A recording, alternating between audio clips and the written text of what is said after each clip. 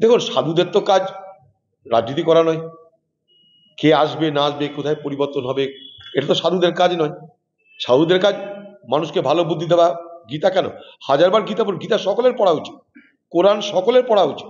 কারণ গীতা কোরআন কোথাও শত্রুতা করতে শেখায়নি মানুষের মধ্যে। গীতা কোরআন তো মানবিকতা, নৈতিকতা, আদর্শের কথা বলেছে।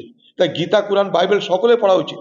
যখন সাধুরা গীতা পাঠ করাচ্ছে, ভালো তার মানেগুলো বোঝান একটু সবাইকে, শুধু পাঠ করালে তো হবে না, গীতার মানেগুলো বোঝান। যারা কোরআন পাঠ করছে তাদেরকে বলবো, শুধু কোরআন পাঠ করলে হবে না, কোরআনের মানেগুলো মানুষকে বোঝাতে হবে, কোরআনের অন্তর্নিহিত অর্থগুলো মানুষকে বোঝাতে হবে। তাহলে কিন্তু প্রকৃতপক্ষে যে যার দায়িত্ব পালন করতে পারবে। এখন সাধু যদি বলে আমার ভোট চাই, তাহলে কোথায় যাব আমরা? তাহলে আমরা কোথায় যাবো? ওটা ওটা তো আমাদের কারবার। আমরা তো আর গীতা পাঠ করতে যাচ্ছি না, আমরা রাজনীতি করি, তাই আমরা ভোট চাইতে পারি।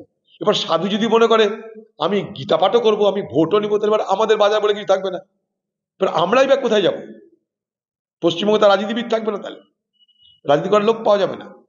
এখন এটা নিয়ে বলার তো কিছু নেই, কেউ গীতা পাঠ করবে, আমি তো বলতে পারি না গীতা পাঠ করা যাবে না। কোথাও মসজিদ নির্মাণ হবে, আমি তো বলতে পারি যে মসজিদ নির্মাণ করা যাবে না। মসজিদ নির্মাণ করার অধিকার আছে, গীতা পাঠের অধিকার আছে। এছাড়াও বাংলায় আরো মানুষের অনেক কথা আছে, সেগুলোকেও গুরুত্ব দেওয়া উচিত, এটাই আমি মনে করি। সে রাজ্যের হোক, কেন্দ্রের হোক। আমাদের পশ্চিমবঙ্গ পিছিয়ে যাচ্ছে ক্রমশ। আমরা আজকে প্রায় আর্থিক জালে ফেঁসে গেছি, আমরা আর্থিক জালের মধ্যে সারা পশ্চিমবঙ্গ আজ নিমজ্জিত। সেগুলো নিয়ে কোনো ভাবনা চিন্তা নেই। নিশ্চয়ই কাউরির মন্দির করার, কাউরির গীতা পাঠ করার, কাউরির মসজিদ করার অধিকার আছে, সেগুলো একটা শুভ মানসিকতা থেকে করলে আরো বেশি ভালো হয়। কারণ বাতাবরণটা যেন ঠিক সৌহার্দ্যের হচ্ছে না বলে আমি মনে করছি। এটা শুধু মুর্শিদাবাদ নয়, সারা বাংলাতেই সৌহার্দ্যের সম্প্রীতির বাতাবরণটা বজায় রাখা জরুরি।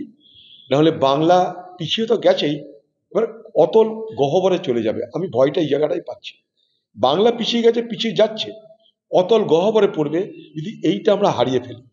ঠিক একইভাবে দেশের ক্ষেত্রেও তাই, সাম্প্রদায়িক সম্প্রীতি, সৌহার্দ্যের বাতাবরণ। দেখুন, আমরা যে যাই করি না কেন, নিজেদের সমাজের মধ্যে, নিজেদের রাজ্যের মধ্যে, নিজেদের দেশের মধ্যে যদি আমরা একে অপরের বন্ধু হতে না পারি, তাহলে বিদেশি শক্তিরা আরো বেশি শক্তিশালী হয়। যারা ভারতবর্ষকে ভালো নজরে দেখে না, যারা ভারতবর্ষের ক্ষতি চায়, দুর্বল চায়, তাদের হাতটা আরো শক্ত হয়।